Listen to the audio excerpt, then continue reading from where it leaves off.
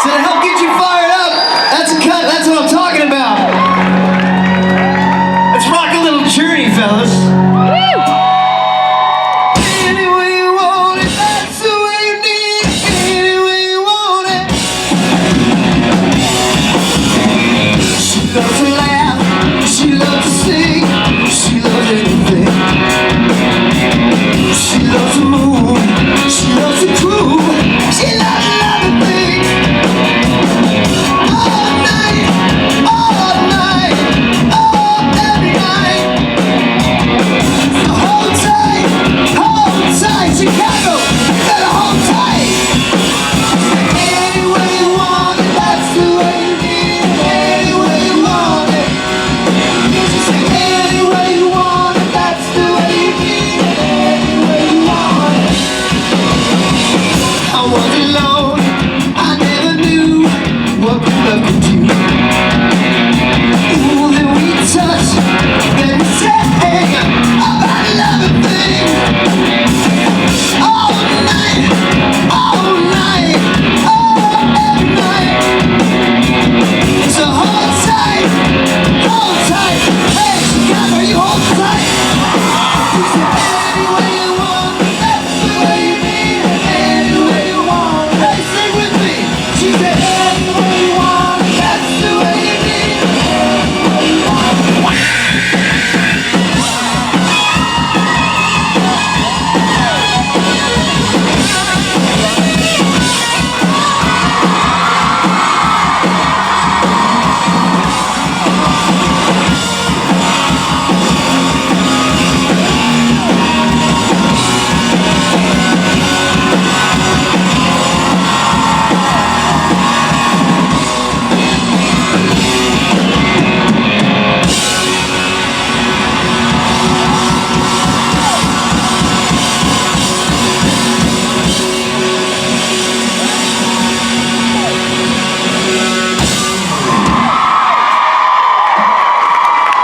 Brilliant!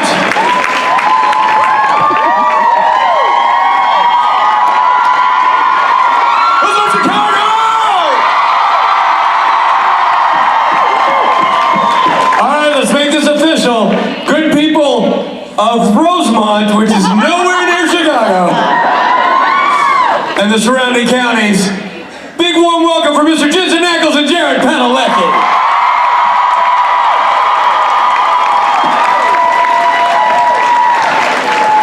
Guys, gals, anybody been outside recently?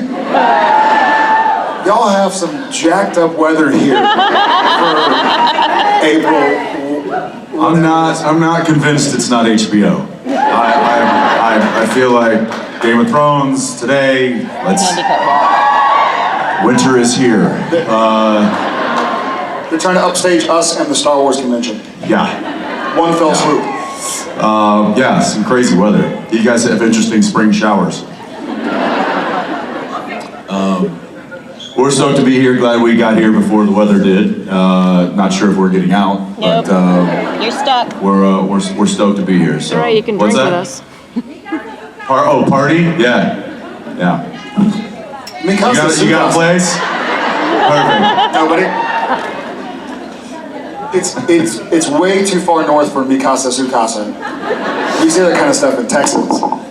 It's like, my house is your house, eh? My house, is your Canadian thing. What are we in Moose Jaw? We're in Illinois. There's a lake or something. Yeah, it's a little nuts. No. Anybody else running the Boston Marathon tomorrow at 6 a.m.? No. No. Not anybody. Intelligent people. And maybe not you. It's gonna be like planes, trains, and automobiles. You might not be. It might not be. Yeah, we'll see. We'll see. Whatever's safe. Been a lot of canceled flights. Been a lot of canceled flights. But we'll keep our hopes high. But we're here. Yeah. Woo! You fine folks and folkettes. He's trying to talk us into a pajama watching party tonight. I don't. What's wrong with clean pajamas? Or no What is pajamas. wrong with clean pajamas? No pajamas. Thanks for waiting around a little bit. Without further ado, let's get some questions. You guys have been very, very patient. Hi. Good afternoon. You can step right on up to that microphone. It does not bite. No, it's just, there you go. The biting one's on that side. You walked right past the mic. Wait. I had my eyes on a different microphone, sorry. That would be yours. How are you? I'm good, how are you guys? Great. Okay, I forgot I don't have to yell, it's on the microphone. My question is this, since you guys are, kind of tying up some loose ends, do you think you'll do any behind the scenes? Will you direct this season, 15? Yes, as I understand, I will be directing this upcoming season. And as far as behind the scenes stuff goes, I would imagine we haven't heard anything or signed off on anything, but I would imagine going into the final season that there will be a lot of BTS things going on. What those are, we don't know yet, but I'm sure that the publicity department over at the network and the studio are all kind of putting their heads together and trying to cook up some ideas. So Yeah, I know that I personally have I've run into, a dozen or so family and friends since season 14 wrapped. And I think every single person was like, hey, so we were talking about coming to Vancouver this year. We'd love to see the set, it's your last season. I'm like, we've done 14 seasons. You don't want to ask another, I think I could have 10 people show up every single day and not go through any repeats. Everybody I know is like, hey, last season, we can come up and visit, right? Like, seriously? Like, now? It's like my mom, I tease her every time she comes up to visit. We'll have this great weekend, and they're playing with the kids, and we're all hanging out. And then as we're saying our goodbyes, the drive back to San Antonio, she's like, oh, by the way, I have these 15 autographs for you to sign. You're like, Mom, you've been here for 72 hours. You could have said hey, not during emotional goodbyes. So I think we'll have I know there are a lot of people that want to see kind of the making of season 15, myself included. So yeah, we'll try and make sure that happens. Thank you. thanks. Hello. Hi there. How are you? Great. Excellent. So the last episode ended with Mary getting her initials carved into the table. I just wanted to know if Cass is ever gonna get to do that. He's not a Winchester. Yes, he What would it be, JN? What would his initials be? is. CW, Cass Winchester. No. No, that's our network. His initials would have to be his vessel that he killed. Jimmy Novak. It'd have to be JN. What? I'm sorry, who are we talking about? The funny one. Oh, right. Yeah, we're gonna bring Adam back for AW, CW, all the W's. The what? JW. Yeah, my favorite Marriott. Yeah, I don't know. He'd have to do it himself, so it depends on whether or not Cass wants to defile one of our pieces of furniture. Again. Would you be walking into the middle letters one day, and it's like every character's name has been carved into the table, and it's like a guest book. Woman in White, Winchester. Had a great time, thanks guys, see you next year. July 3rd. We wish you all the best. Thanks for the prime rib. I used to have one of those guest books. We had it like in the front entryway of our house, like on the little table thing. I don't know what the name of it is. Yeah, the table thing. I think that's the proper. But on the front of it just had a phrase. It said, guest book, and then it said, guests are like fish. They begin to smell after 3 days. Worked. Yeah. People would leave. They'd get the message as soon as they walked through the door. It's funny, we talked about in my meet and greet about just that image of the SWDW, and now that's changed, because that was such kind of an iconic image for quite a long time, to just have those two initials carved together and the way that they were carved, and now that's kind of been, we'll say, added to. if that changes kind of what that image means a little bit. And apparently some people were conflicted about it. I guess I am too, like, 'cause I love what that meant, but I also love what it means to have Mom there now. It was kind of like the memory of her will never die kind of a thing. Yeah. And then I started thinking about it. I was like, I bet in the next season there's going to be a lot of those iconic images of the show brought up and maybe messed with, because that makes for some good entertainment, in I my agree. opinion. So, yeah, it probably won't be the last. I think you should sign the underside of the table. You know? That way it's like, hey, guess what? Or like the back, or like the chair, one of the chairs, One of the so it's legs. like easily removable. What- No, but then easily brought back if you know, like. Sir, Cass is here. Get the chair. Put it back. Oh, hey, Cass, how's it going? Yeah, no, it's right there. Yeah, Yeah, we got to figure it out. Thanks. time what's up. Thank you. Yeah, thank you. No problem. Oh, hey, Cass. We didn't mean it. We didn't mean it. He's right behind me, isn't he? Thanks, asshole. Like, Hello. I was wondering if there was any question that you never get asked or you really wish someone would ask, if you could please tell us what that is and then answer it. Wow. Throw it back at you. my brain hurts. If there was a question, Jared, does your brain hurt? I always hoped somebody would ask me that. Yes, it does. Funny you should ask. I thought so. Your expression gave it away. What? Jensen, what made you think to ask that? I'm glad you asked. Is there a question other than what question is your favorite question that's never been a question as well? Well said. That wasn't what I didn't ask what your favorite question is. I asked what question you wish you could get asked. How do you know that's not my favorite question then? So you don't want my favorite question, just a question. I can tell you what question I never want to ask. How was Yeah, that? that's a longer list. Question. I don't know. We've been asked a lot of questions, not just at events like this, but by reporters, by friends, family. I don't know that there's a question out there that I'm dying for somebody to ask me.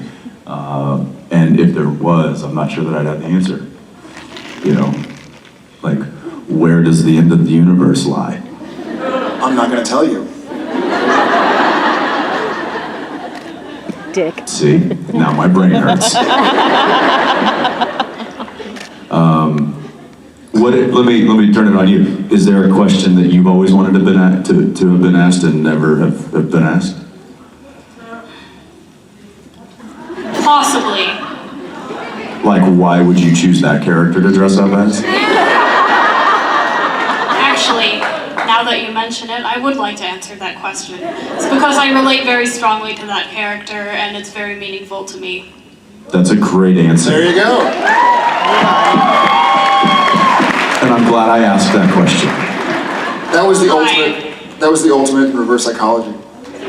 It was like Somehow I feel like I lost in that whole situation, but I'm okay with it. We all Because that was a great answer.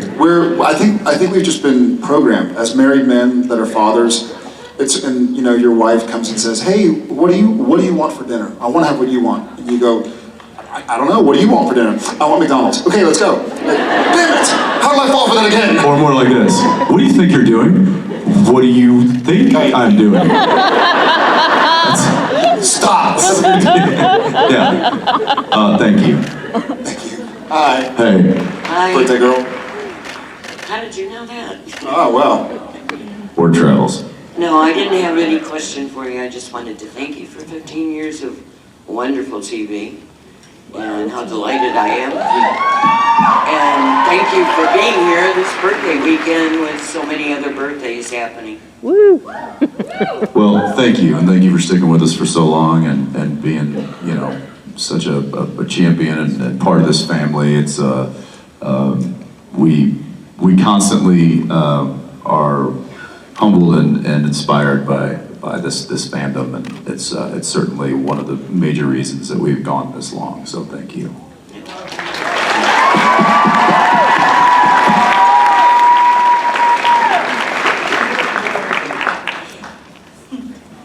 Hello, my name's Emily, and I have 2 theater performances going on next week, and you both are phenomenal actors. So I was wondering if you had any acting advice for someone that is going into like the main show, like. You're the most recent to do theater, for sure. Don't actually break your leg. This is a common misconception among new actors. Like, everybody's really wishing me, like, ill here. They want me to break things. No. Have fun, enjoy. You're gonna be nervous. Use it. I think instead of worrying about trying not to mess up, know that there is going to be some sort of quote unquote mess up and roll with it. You know, there's no, from my days back when I did plays and whatnot in school, many years ago, you're so nervous that something unexpected is going to happen that you basically sit there focusing on like, when is something unexpected going to happen, and you force something unexpected to happen, as opposed to knowing that something's going to happen that you didn't rehearse and just going with it. So wait for that moment and embrace it, as opposed to being sort of hesitant for it to happen. Somebody asked me in the meet and greet, they said, why do you do what you do? And I thought about it for a second, and I replied with, because it makes me feel alive.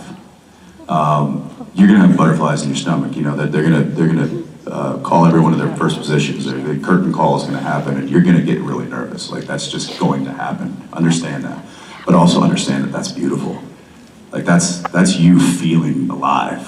And embrace that and remember it. Yeah. Thank you so much. Break a leg.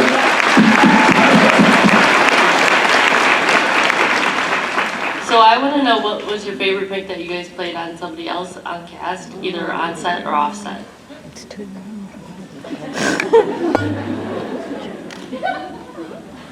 He gets a little bit more grand with his pranks than I tend to just subtly, yeah, we're more opportunists than we are planning pranksters.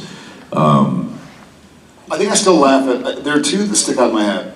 One is when Misha kicked us off set, and the other is when Nina kicked us off set for making Alex laugh. Although recently he was kicked off of set because Misha couldn't get his coverage because he was messing with Misha so bad, and he was kicked out of the room, not off the soundstage, but just out of the room, and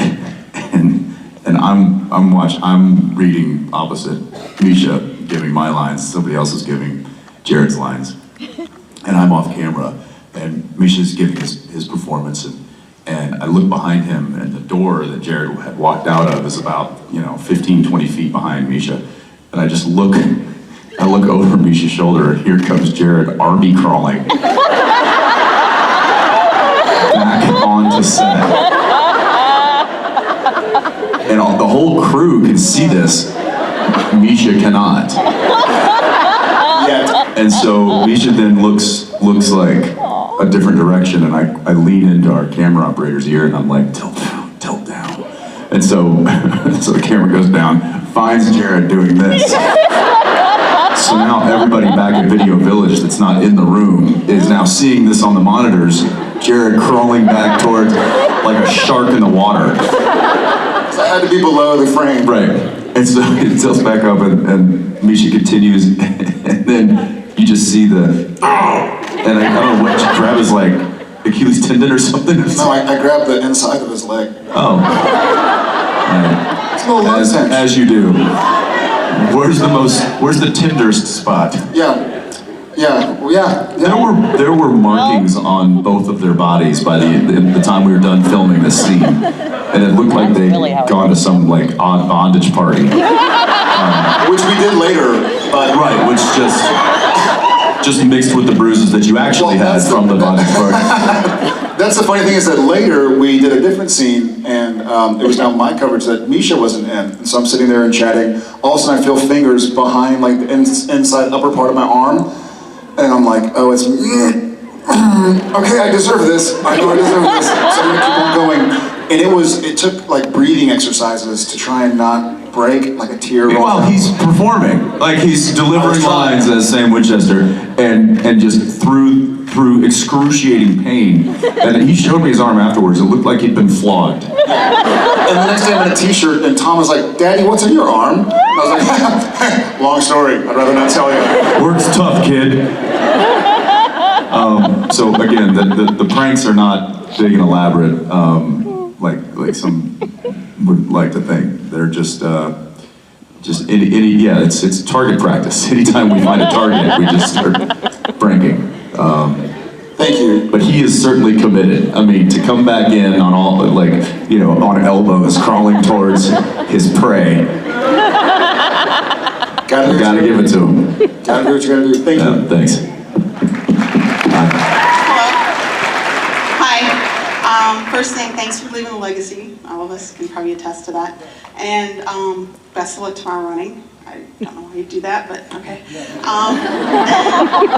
My question is, if you could switch places with us or stand here and wait to talk to you and have your super fan sitting in the chair, who would it be and what would you ask them? And I also need to know, Jensen, what's on your queued up on your Spotify right now?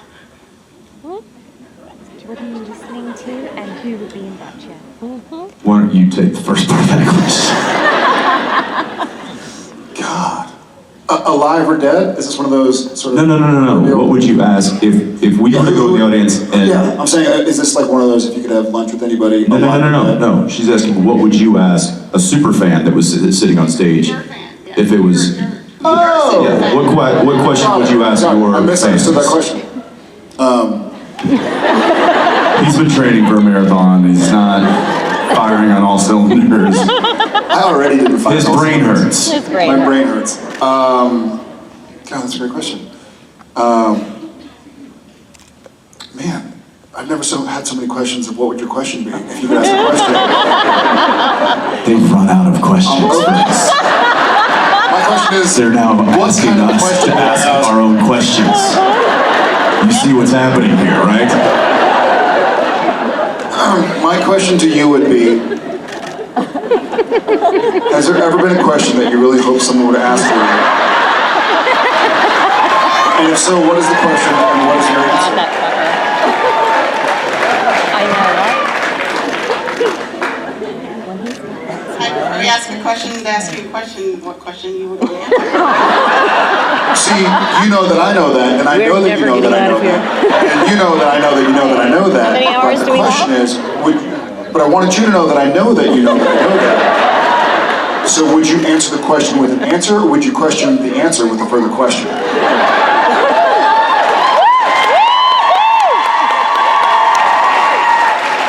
Still got it.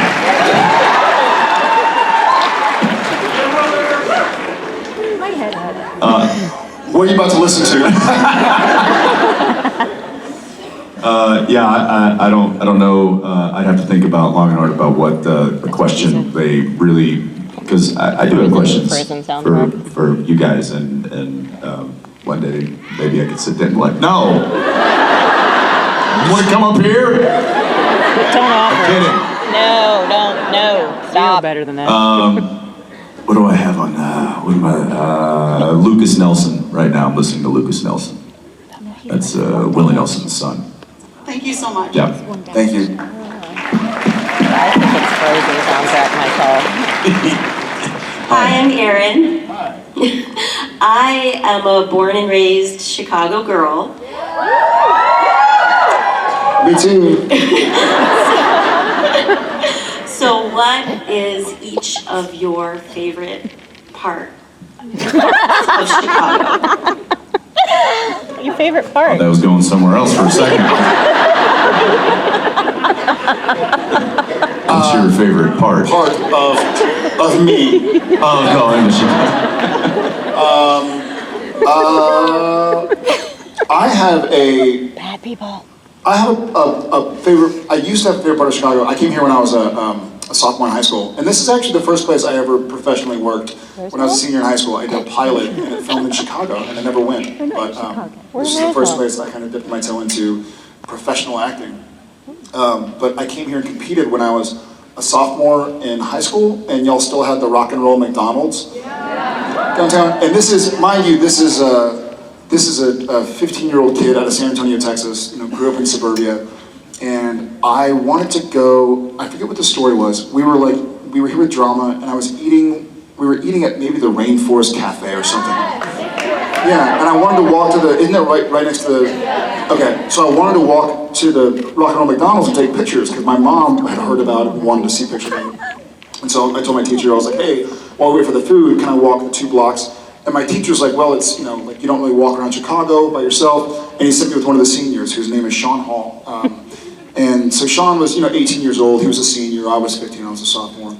And Sean was a little more savvy than I was. I think he grew up, in a bigger city. And so we're walking to the Rock and Roll McDonald's. And I don't think I'd ever really run across somebody on the street who asks you for money. Like, hey, spare some change kind of thing. And not a word of a lie, we go to the Rock and Roll McDonald's, take some pictures. And remember, you have to kind of like skinny up in all the little hallways and take pictures of all the cool memorabilia. And then on the way back to the Rainforest Cafe, sure enough, this guy approaches us and asks me if he can have $5. And my instinct, I was kind of taken aback, and so I responded with, I'm sorry, I only have big bills. To which Sean Hall just went, we're going. And I was like, that's really the wrong thing to say. And I feel like the guy, he gave me a very enigmatic look. I think he sort of was like, I probably should rob this kid, but he's just too dumb. Like, I'm just gonna... He's gonna need those big bills more. He's gonna need those big bills to buy a train ticket home. So I think that area holds a special. I ended up going back there a couple years later with my parents when I shot the pilot when I was a senior in high school. So that kind of area, wherever that is, kind of pops in my head. I really like the Wicker Park area. There's a place over there that it's kind of changed a little bit, but it's still one of my favorite places. It's called Big Star, and it's tacos and bourbon. And I just never thought to really put those two together or marry those together as much as they have, and they found something beautiful. They have like a bourbon list that looks like a wine list, and you go up and you order your tacos, and it's really casual. And I just remember the first time that I ate there, it was like kind of dumbfounded because I've been eating tacos all my life, growing up in Texas, and I just never thought to put bourbon with taco, but it was amazing. And then I'll never forget, I went there, I took my wife there. It was me and Daniil and Misha. The 3 of us went and ate there a few years back. And my wife likes real spicy food. She's from New Orleans. Grew up like Cajun spices and all things spicy. And I do too, so a lot of spice in our house.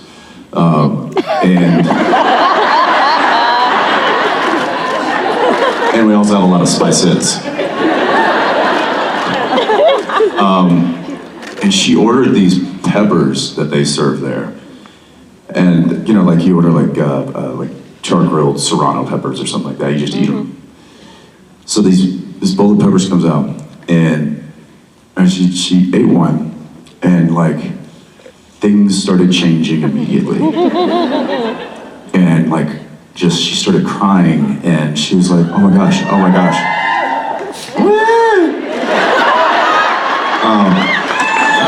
Two more layers to go, guys.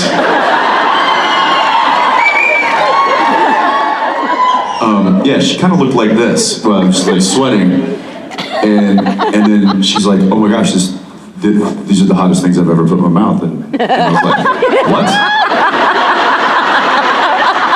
And she's like, "Food." And then immediately, because Misha didn't wait to see how it turned out, he grabs one and he throws it. Anyway, long story short, cut to, they're pouring water on their faces and just like their whole face is just leaking on the, and I'm sitting there going like, I ain't trying that. And to this day, I've never seen her react. And Misha can attest to it. He was like, it was like torture. Whatever they served them was not what they had said it was. So, oh yeah, yeah, just pouring milk. Like, I mean, it was hilarious from where I was sitting. And so to this day, it's still one of my favorite places. Thank you.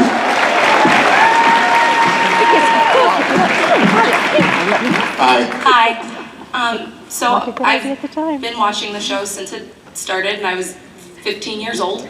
And by the time it wraps up, then I guess yeah, I'll be 30. And I've really grown up.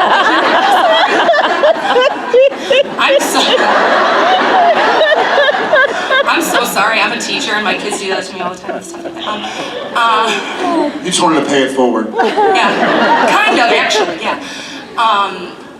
And I've really grown up with it, really. And I was just wondering how you guys feel you've grown up with it. And grown with it. We've aged. I don't know if we've grown up. No. Boy, have we aged. Yeah, we've grown up physically. We hit pause on the maturity level 15 years ago. Yeah, I think a lot for those of us who've been around for, God, 5, 8, 10, 12, 15 years with this show, a lot has changed in all of our lives. I mean, mine is pretty obvious. You know, I started the show as a kind of single 20-something, and now I'm married 30-something with kids and living in a different city in a different state. And I went from a never was to a has been all in one show.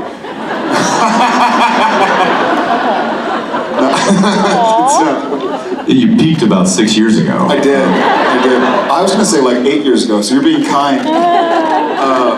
Yeah, Misha and I have this conversation a lot. You start to show out and your life is full of promise and your career is full of promise.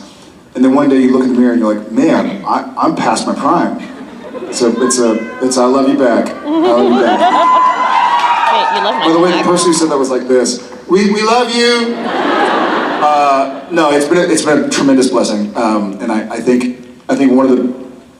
there are many things that make me sad about the show ending. But one of the things I'm excited about, if I'm trying to find a silver lining, is being able to look back and try to objectively kind of quantify all that this show has given me and provided to my friends and family and me.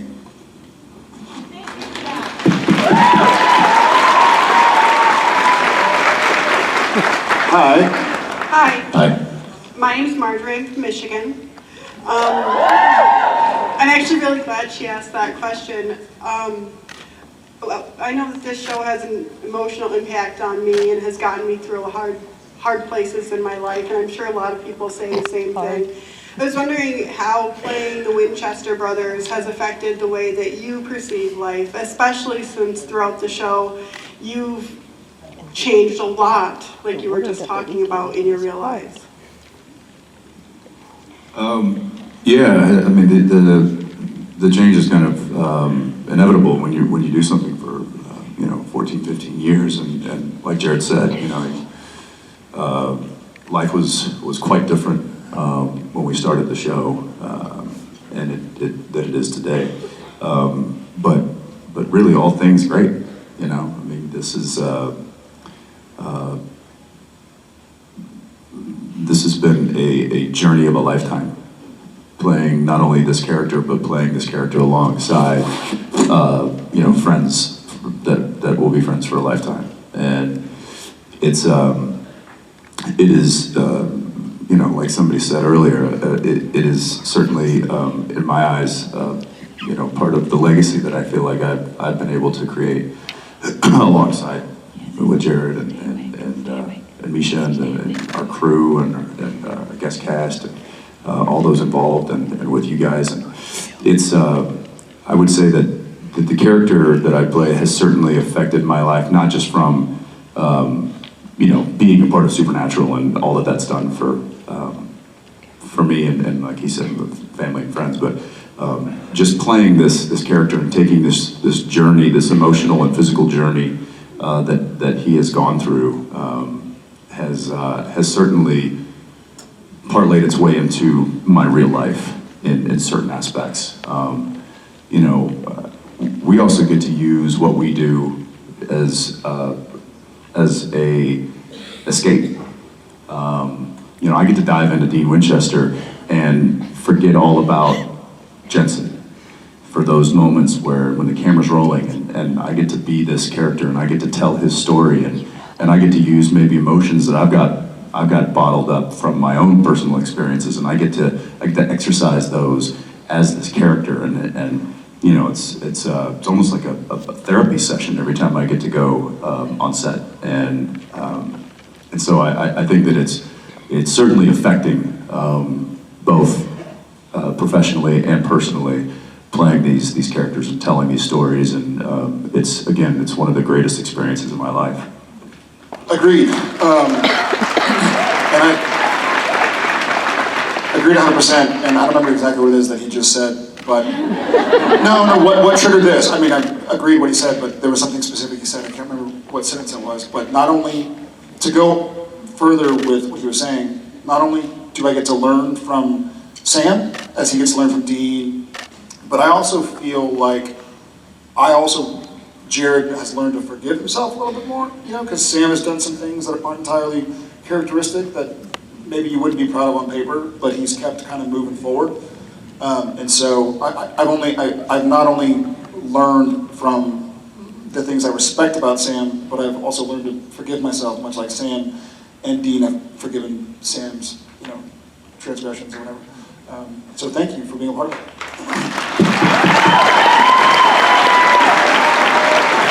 Hi guys, how are you? So I drove here this weekend with my two best friends in the whole world, basically, Misha and Jared to my Jensen. One of whom is right behind me in this question line, making me really nervous right now. You should see the face she's making. Well done. Anyway, so 2-hour drive, we talked about a lot of different things in the car, and one of the subjects that came up that is fit to repeat in public, we thought, this is a good question to ask the guys. So from a group of best friends to a couple best friends, what is your earliest childhood memory?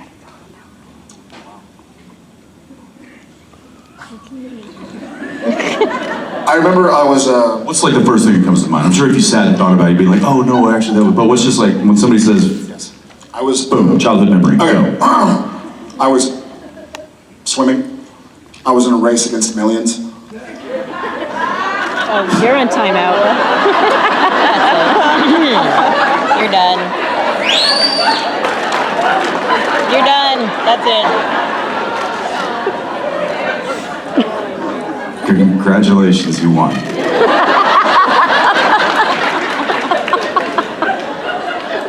How's it feel to be a winner? That's the last time. That's the one thing I've ever won. You're all winners. Yes.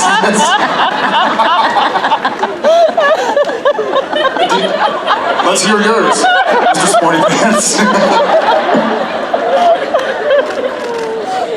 Oh my God. That was the earliest?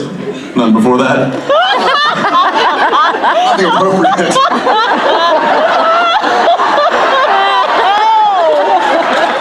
Oh God, nope.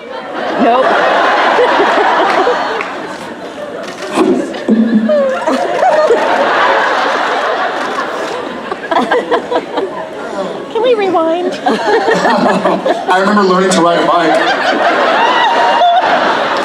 Yeah, I must have been 8 or 9. Just kidding. I think I was like 3 or 4. And I remember my dad taking the training wheels off and running alongside me. And I pedaled until I fell. I must have been 3 or 4 probably. I don't know. There's a few.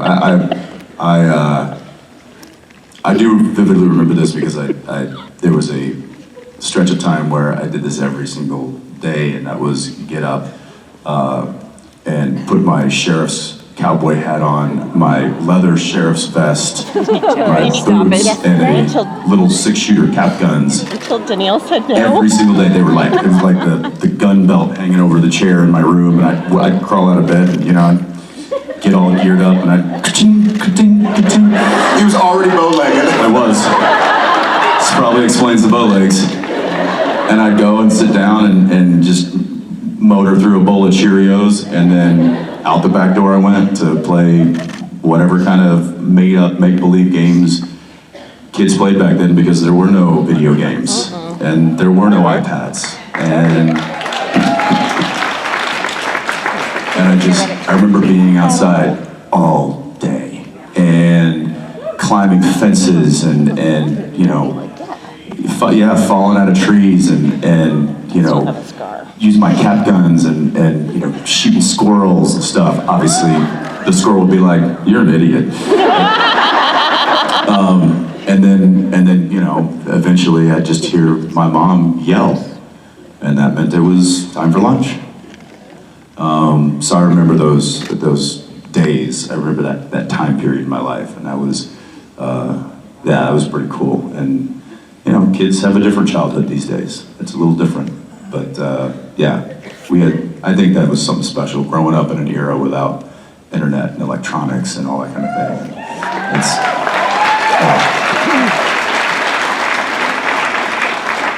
Thank you. Thank you. Hi. Hello. I wanted to first tell you that I think season 14 might be one of my top three favorite season. I think it's just amazing. The storytelling has been so good, and I love that they've tried new pairings, Dean and Jack and Sam and Cass. So what do you think that spending so much time with, Cass for Sam and Jack for Dean has changed in their characters? I think I'll go a slightly different direction, where I feel like seeing with Dean with Jack was somewhat new, but I feel like seeing Sam with Cass was almost really fleshing it out. We saw on camera a lot of Castiel and Dean, and them teaming up and them being paired off to do whatever they were doing, while Sam and whomever else were doing whatever Sam and whoever else were doing. So I feel like, like we always talk about the episode we want to see. It's like, what about when they do their laundry? Like, what happens aside from all this stuff, and not just about doing laundry or whatever? I know a lot of laundry fans out there. Love me some Gain. We're tied. Are you a Gain man? I am a Gain man. Wait, what? Proud to be a Gain man. Downy softener. Little sheet. Use softener? No. What do you like, cardboard? I guess, yeah. I'm soft enough.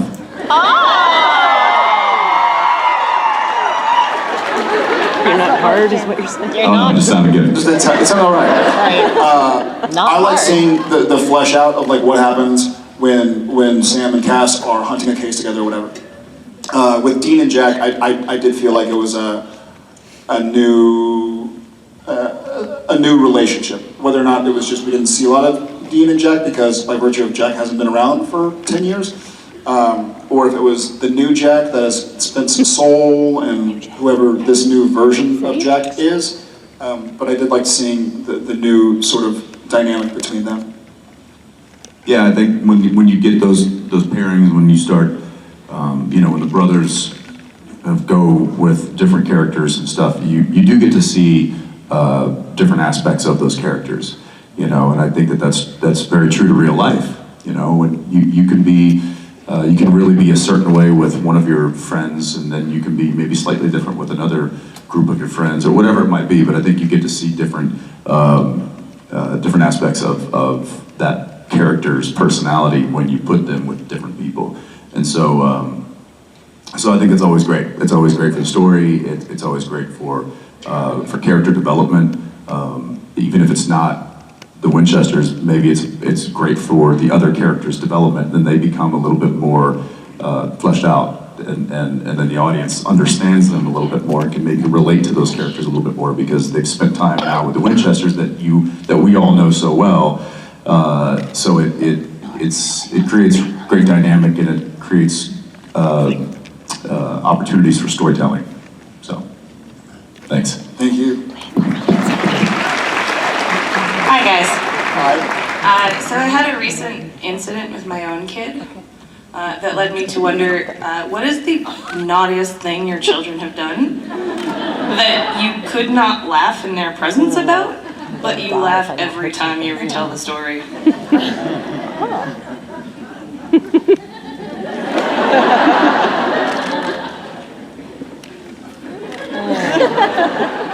Are there too many? I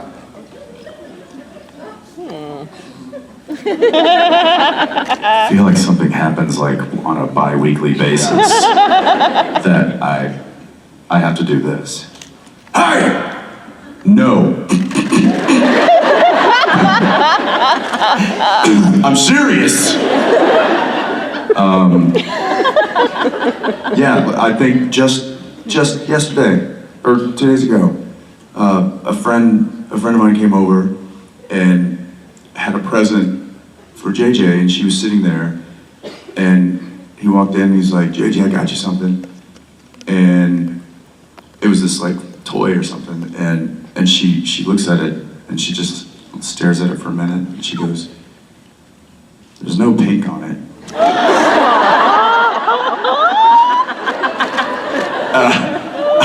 I was just standing there, I was like, whoa! And then boom, then full daddy lecture ensues about how it doesn't matter what you get, you always say thank you, and you know, blah, blah, blah. I was like, listen, he's like, well, what happens if there's no pink on it? Why would I say thank you? And I'm like, listen, kid, I'll march right upstairs, take every pink thing I find, and I will throw it in that garbage if you don't say thank you right now. You never said that. And so she, of course, was like, thank you. And I'm like, mean it. Thank you. Great. But it doesn't have any shut up! Kidding, I would never say shut up. But it was one of those things where it was really hard for me to keep a straight face because it's just such a child thing to say, but it's not right. I don't want this, it's not me. I'm like, oh my gosh. Okay, teachable moment, and I have nothing to teach her. Because you only accept We things. we got a call from our Tom's teacher this year. He's in first grade, and he was 6. That was before he turned 7. And apparently he had said a word in music class that wasn't welcome in the school. The word started with an F. Wrong? Ended with UCK, but it wasn't fire truck. Yeah, and so we were like, okay. And so we get Tom home. Wonder where you heard that from. And so we get Tom home, and Me. like, Tom, what happened at school today? And he was very obviously like, oh, it was good. Yeah? Anything happened? No, we learned stuff. Okay? What about music? Music was good. Did you get in trouble? Yeah. And we're like, okay, what happened? He's like, I said something. And I think, who knows how it happened? He's like, well, one of my friends called me cow or something. I think they were saying stupid stuff, who cares? And anyways, we were finally like, Jen and I discussed like, how do we go about this? And we were like, we're gonna make him say it to us. Like, what did you say? He's like, and he looks to us like, I'm gonna be in trouble if I say it. And so we're like, listen, buddy, you can say it to us. We need to hear what you said. You can't say it anywhere else. You can say it to mom and dad. We're asking you to tell us. And so he says it, and I think Jen, like, the way he was like, is this a trap? So he says it, and Jen and I both kind of like under the table, like grabbing each other's legs, like, don't laugh at it, don't laugh at it. And why did you say it? He's like, I don't know. I'm like, so can you say it anymore? And he goes, And he said it again, thinking that we were asking him to say it again. And we were like, huh? No, I mean, are you allowed to say it anymore? Not say it again, but are you going to say it anymore? He's like, no. We're like, all right. But it's so funny because I don't know what to do. I've never been in that position. So stuff like that when they're saying words. And we also we don't baby talk around the kids. Like, they know. Clearly. They know the anatomical word for different parts of male and female bodies. And, you know, like we'll bathe Tom and Shep together, or we'll be changing or something, and we say like, this is called this. We're trying not to make a stigma of it to where it becomes a big deal later. But now our 2-year-old, yeah, I mean, it's called what it is. But now our 2-year-old will say it when she wants to be provocative, and she'll look around like laughing. So, and you have to remain stone-faced so that they don't get a reaction, but it's really difficult because she knows it's going to get a reaction. She's kind of looking around. So that's 2 of the things that pop in my head that are G-rated enough to share. G? Thank you. Thank you. I'm fairly sure that there's one word in there that actually makes it an R rating. No? Yes! It's PG-13 these days. Maybe in your world. I think it's PG-13 these days. You might be right. 2 times, and Tom said it twice. We did say it twice. To be fair, he said it 3 times. Once at school and 2 in front of you, so. He's already rated He's NC-17 now. He's a pirate. Arr. Hi, how are you? Yikes. Hi, Jared. Hi, Jensen. My name's Natalie. And we know Sam and Dean have Baby, and other characters have their kind of iconic cars. If you 2 were hunters in that world or in the real world, what would you drive? Baby. Tank. Great gas mileage, those things. Hey, because a 502 gets so much better. Yeah, that's true. I mean, we need I would want like a James Bond car type thing that had missiles in the side and ejector seats and could go underwater and be invisible. Give me some gadgets. Maserati. Yeah, the hunter world is full of lavish. I need Q up in here. It doesn't have to be a fancy car, just something that has cool, like, remember Spy Hunter? When you have like the Cutlass Classic that could smoke screen and oil slick? Did no one play Spy Hunter? God, I'm old.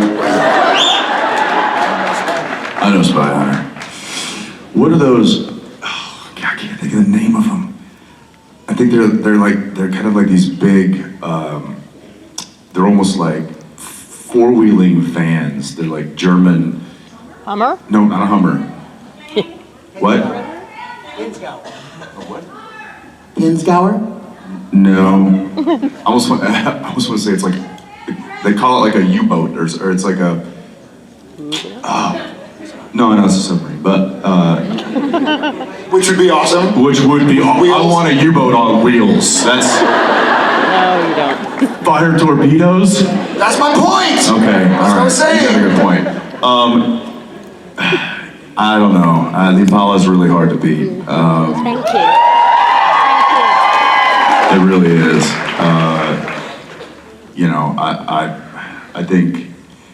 I think the only way that you could kind of, maybe just from a cachet standpoint, make an upgrade is to have like a really good pickup truck where you have a cover over the bed and that bed opens up and you just got a whole whack of weapons. Like John's truck. Yeah. Or Sterling's. Didn't Sterling have a truck like that? Yeah, I think it'd have to be something with to make a bigger cachet. 250. So. El Camino. What about an iPod? An iPod? I don't know that those. How about a mini? Tripod. I guess it's for a mounted gun. A Cooper. I was gonna say I would. I don't know. What about Uber? That's a Cooper, not Uber. It's like that Tom Cruise movie where he like shows up and he gets in the cab with Jamie Foxx. Yeah, collateral. He's like, all right, you're my driver today. We're gonna go kill a bunch of people. What? That's a terrible movie. No, Easier travel. Thank you. Thank you. It's fun. Hey. Hi. So I have 2 quick questions. Number 1, how do you get so tall? And number 2, what's the most fun you've had on set and who was it with? Great questions. I eat a lot, always have. A lot of milk. Otherwise, it's just a genetic deformity that made me so tall. Eat your vegetables. Most fun I've had on set. I think in the 14 years we've had so much fun with so many different people. I had a lot of fun falling in love with my wife. That was great. And then I've had a lot of fun meeting some of my friends that will be friends forever and ever, and having a lot of times to kind of enrich and build our friendship. Yeah, Jensen. Well, if you're looking to get tall, so just do what Jared does. He goes home, he has a contraption that just stretches him out. And he just stays like that. Sometimes he just hangs by his feet like Batman, you know. But yeah, you're gonna want to eat a ton and then stretch out. The most fun, I would say, we've had a lot of fun over the past 14 years, and I'd say some of the most fun that I personally have had has been in the moments between filming when we have the ping pong table set up and we have very heated games and they wait for us on set because we want to finish our game, or we're playing What's fun or we're flying drones and crashing them into the side of the first fall soundstage. day where we go out either with baseball mitts or with the football and start throwing the football, or we used to have these little motorbikes that we'd like do races and stuff, and so we get a lot of downtime when we're filming because there's a lot of setups that are required. So he and I have always tried to fill that time with very entertaining things, and we've had a lot of fun doing that over the years. Yeah, thanks, pal. Thank you. Thank you.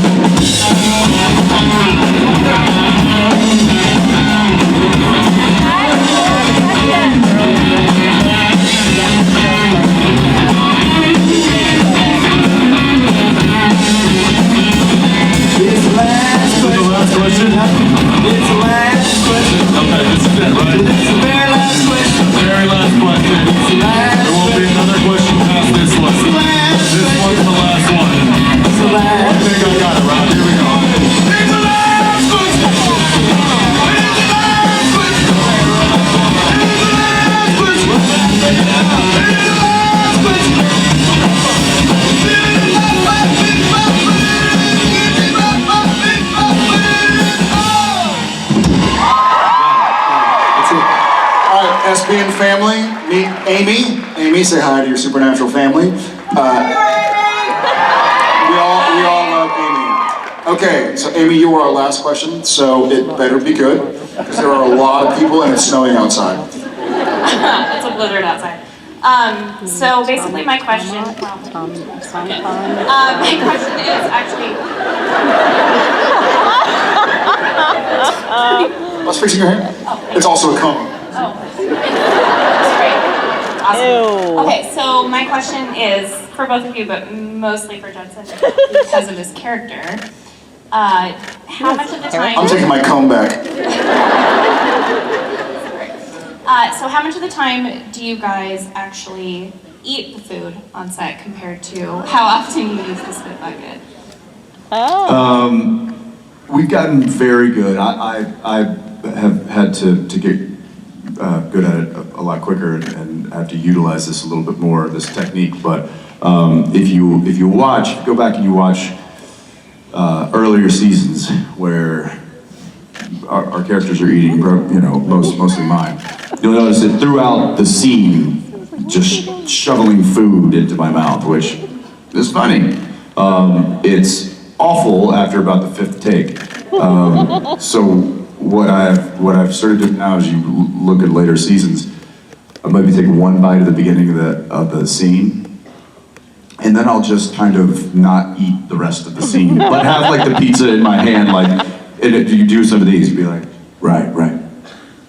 Well, wait a second now, if and I do, I've had, the old right, yeah, no, I get it. But wait, if we're gonna go, then, okay, whatever, yeah, that's fine.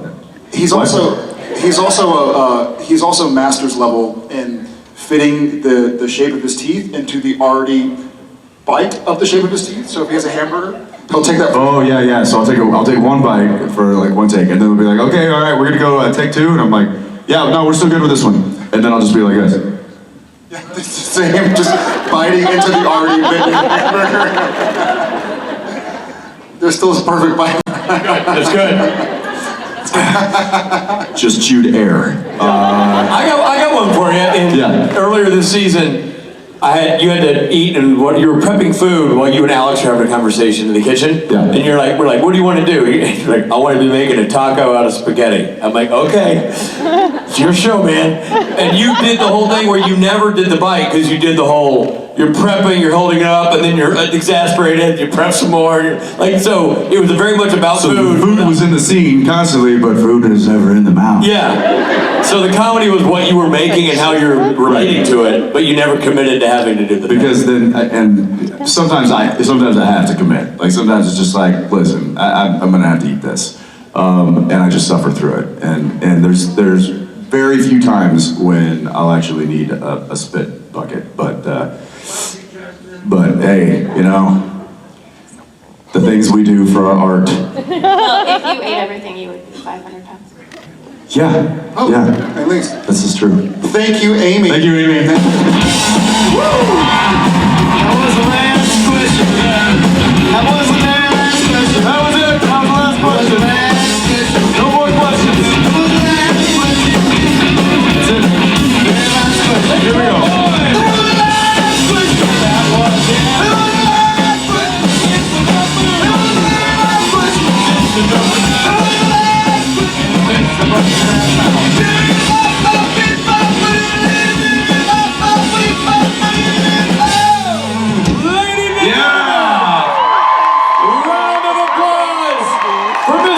Jensen and Jared Padalecki.